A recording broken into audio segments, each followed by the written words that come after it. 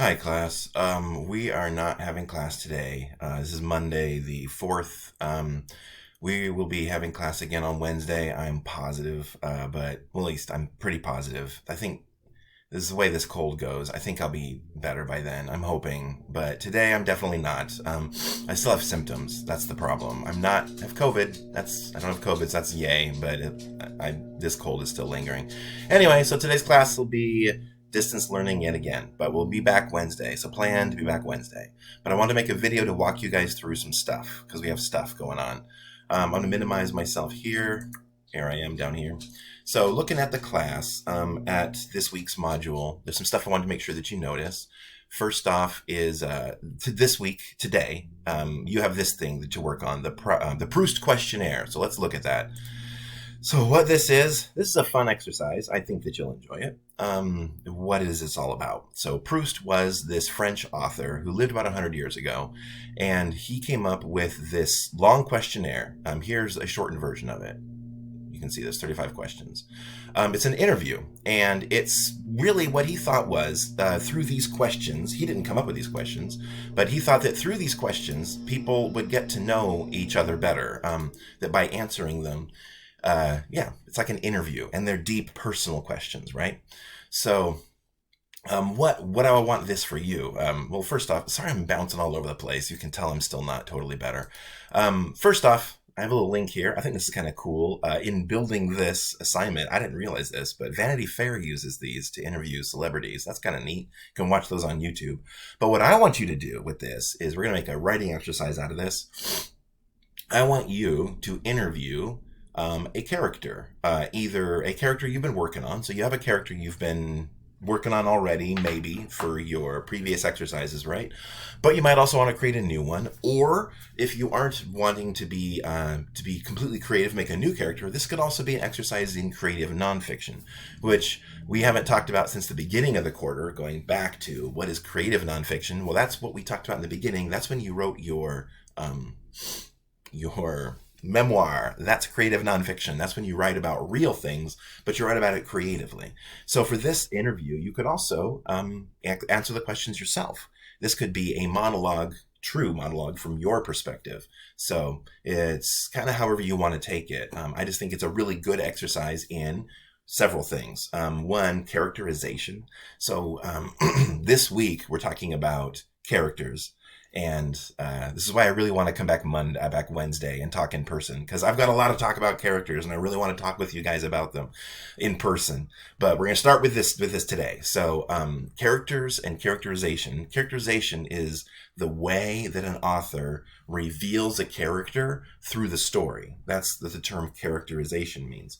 So one form of characterization is a monologue. That's when a character talks a lot, and that reveals a lot about who they are just by what they say and who they. And it doesn't have to be overt, right? Like you might ask me a question like, what are some of these? Let me minimize myself here. What's your idea of perfect happiness? That's a really hard question to answer, right? So if I was to answer that right off the top of my head, I'd say, oh my God, that is difficult. Honestly, I think it would be being surrounded by friends, by close friends, and my boyfriend. I think it would be having a wonderful weekend, probably at the coast, probably the Oregon coast, like in a cabin, with like 5 to 10 really close friends for a nice long weekend.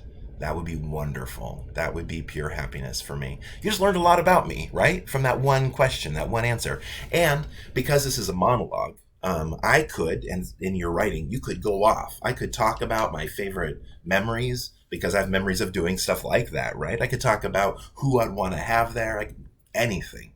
Anything. The point is that I want you to come up with a monologue from this. A monologue is when a character talks for a long time, just on their own. You probably already knew that. But when a character sits and talks for quite a while, it can get boring unless there's something motivating the conversation. So that's what these questions are supposed to do. So there we go. So here's my instructions. Read through these. It'll make sense when you read them, hopefully. But my instructions are: first, decide who you are before you start the interview. So I say up here, you could be a lot of different things. You could be a character you've been developing. You could be a character who's entirely new. You could be a character. I mentioned this too. You could be like a fan fiction character. Maybe you want to be somebody from a story you love, but isn't your story. That's also great, right? Like maybe you want to be like Dune just came out. Maybe you want to be a character from that. You just are really excited about it. Maybe you really love My Little Pony Friendship is Magic, and you really want to pick a character from that and interview as them. Honestly, I don't know. If you pick that, if you go fan fiction route, remember that as soon as you start the interview, the character is yours. So you can do whatever you want with them. You don't have to stay with whatever they started as, right? You can have fun with it. The point is that you're going to write a monologue in first person. So I'm not sure if we've talked a lot about first person versus second person versus third person yet, because this is the week to talk about it when we're talking about characters and dialogue.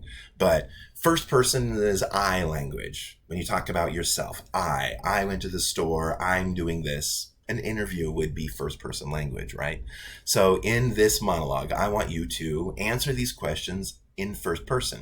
That might mean that you need to weave some of your answers together to make it make sense as a monologue, or you could have it as question answer. You could have it look like an interview in a magazine. Just make sure that the answers are the important part and have them as a monologue, a first person monologue, whoever is answering them. If it's you yourself answering them, then I want to remind you guys that you are the gatekeeper of your own disclosure. And that's a really fancy communications professor way of saying you get to decide how much you reveal about yourself to us, right? You don't have to tell us more than you want to. So it's up to you. You don't need to tell us more than you want. So if one of these asks you about something and you don't want to talk about it, you get to pick which questions you're going to answer. So make sure you decide what you want, but do reveal as much as you want with us, right? We're going to talk later this week about sympathetic characters, how to make sympathetic characters. So that's important. So anyway, that's this assignment. So I'm going to minimize myself again. There we go. I want you to do this assignment, bring it to class Wednesday, finish it, bring it to class Wednesday to share. I'm going to have you each read yours to everybody in class. So please do that. Unless I'm horribly sick and I can't come Wednesday, but I am planning on being well. I at least know I don't have COVID, so if I'll have to come with a mask, I'll do that. I don't want to do that, but I will. So I want to talk about this. The reason I'm pushing is because we're getting close to the end of the quarter, and I'm worried. I have a headache right now, sorry. I need more Sudafed. So we're in week 9, right?